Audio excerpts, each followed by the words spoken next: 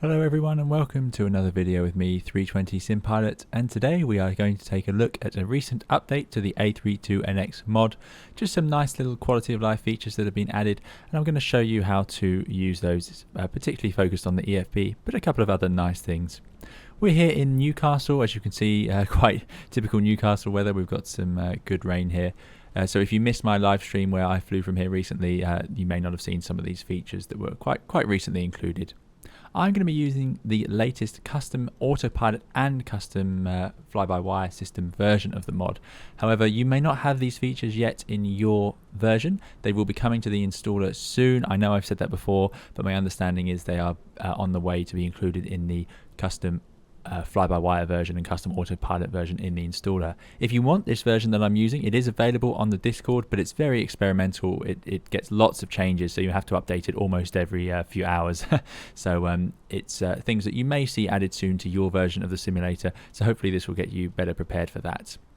So we're cold and dark here on the stand in Newcastle, and I'm going to just show you a few things, including some nice new sound effects for the power-up. Here we are on the flight deck. I'm just going to get the fly pad powered up. We're going to use that for a few features. But let us, and I've already shown you some of the ground features in there. By the way, this I find much more reliable now. It finds my location straight away. It has accurate weather, so I don't know what's been improved, but it's making a big difference there. So I want to show you the power-up sound effects. So Boris from the Fly-by-Wire team kindly pointed this out to me that these have been included, and yeah, they are absolutely fantastic. So let's get them powered up. I'll give you guys the game audio now and we shall have a listen.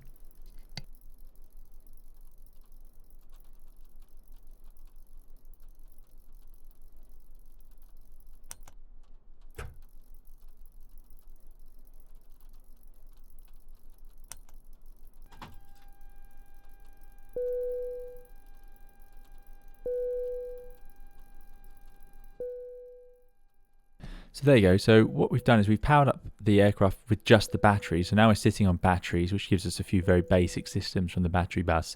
And you can hear, I assume it's electrical relays clicking over behind the circuit breaker panel, but that's exactly what you hear in the real airplane. Absolutely perfect. You then hear the ding-dongs, which is caused by the lighting and the SID system and other passenger-related systems powering up, because of course the airplane can run on just batteries for a short amount of time. Something that's been changed as well is you'll see these battery voltages now dropping. So the fly-by-wire team have done an amazing job. I was again pointed out by the person who's worked hard on the electrical system that now you'll see these voltages change. The batteries can be charged and they discharge and they charge through this system. So having the batteries on obviously connects them to the battery bus, which allows us to power or provide some limited power to the airplane. But now we are draining them. So if this battery voltage drops too low, you can see it dropping down and down. And we know that it has to be 25.5 volts before we turn the battery masters on. But if it is below 25.5, you can still turn it on, but you just need to turn on the ground power to give it charge, which it will do in a second. So let's give you the sound back, and I'm going to turn on the external power. Some things I want you to listen for. When this power comes on, you're going to hear a few latches to do with some of the doors and so on changing over. You're also going to hear some high-pitched noises and then a lot of airflow.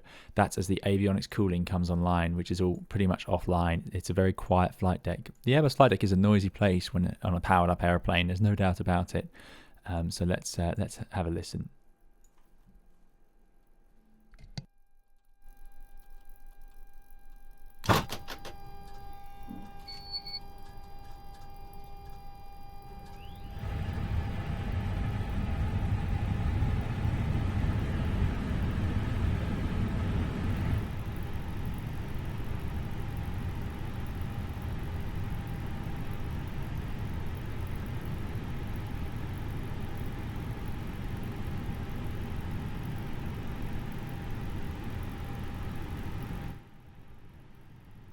So there we go. You can hear now the avionics fans, absolutely perfect. That noise, I don't know how they got that, whether they recorded that on a real aircraft or something, but it's exactly how it sounds when it powers up. You get that high-pitched sort of whine, and then the fans really spool up and you get that rush of air. So now this is a noisy place, and that's without any bleed air. It gets even noisier when we turn on the APU bleed air.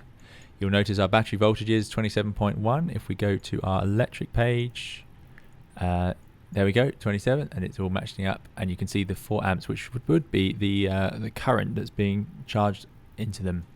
So that will be a positive current for a while until they're a bit more charged up on their voltage. Okay, so things are now aligning, the plane's in a bit more of a powered up state. I want to show you some new features in the electronic flight bag. So of course we've seen this before, where we can bring in our flight from SimBrief.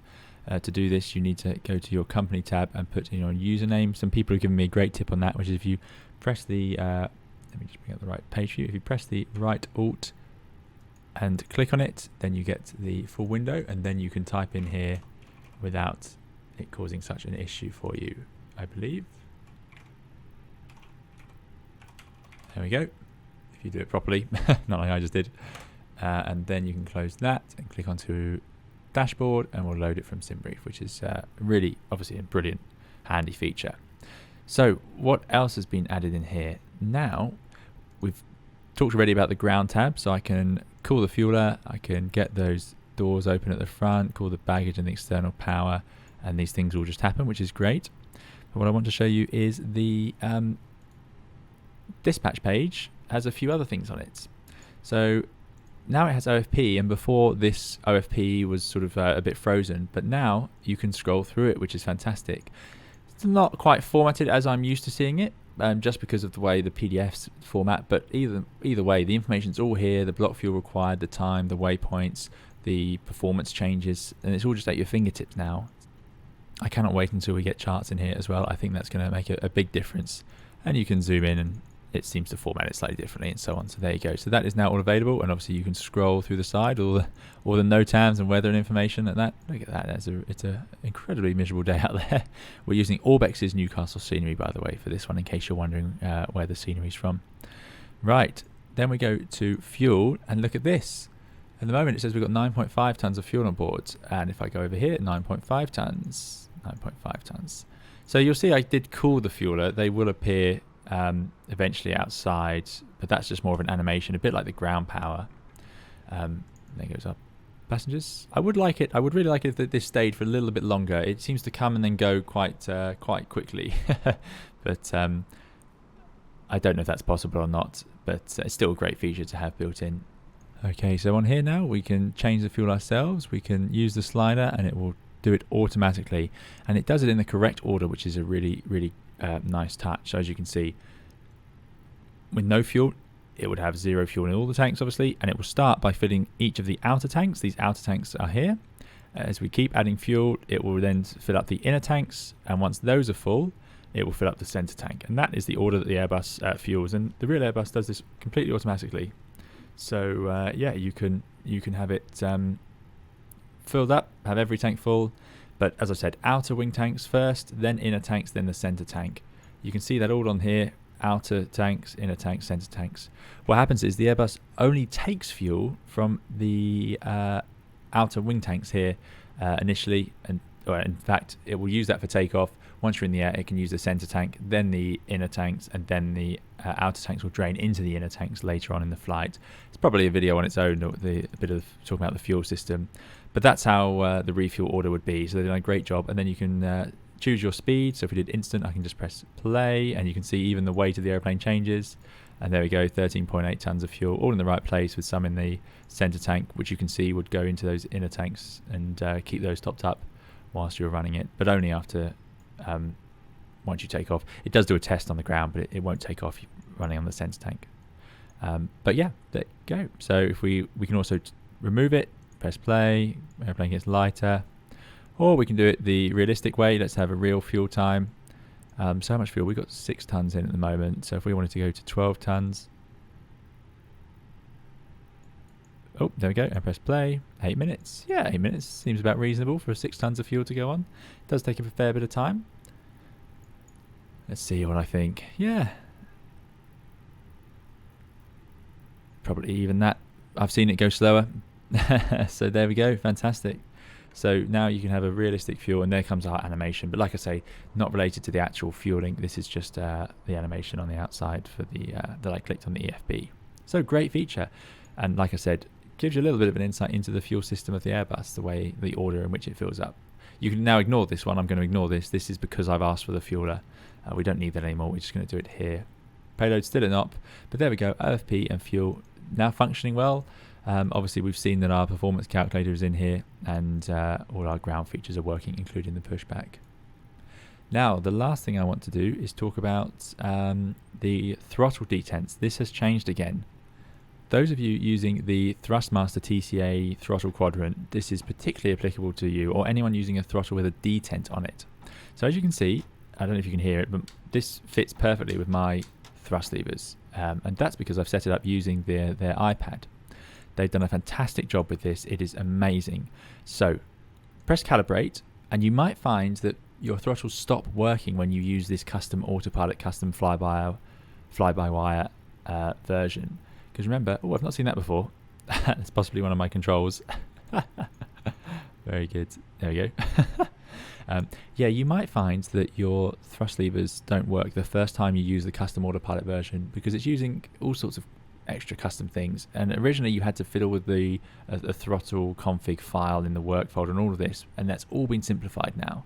But my point is, even if you've already done that, you will need to go into here and change things around again, because this will overwrite what you had before. Now, I was a bit upset when my throttle config file disappeared and none of my thrust levers worked again, but actually this is so much easier. So for those of you new to the custom autopilot, custom fly-by-wire version, custom autopilot version when it comes out into the installer, or if you go and download it now from the Discord Autoflight channel, you'll come to this page. Make sure you do it here. It's so much easier. Right.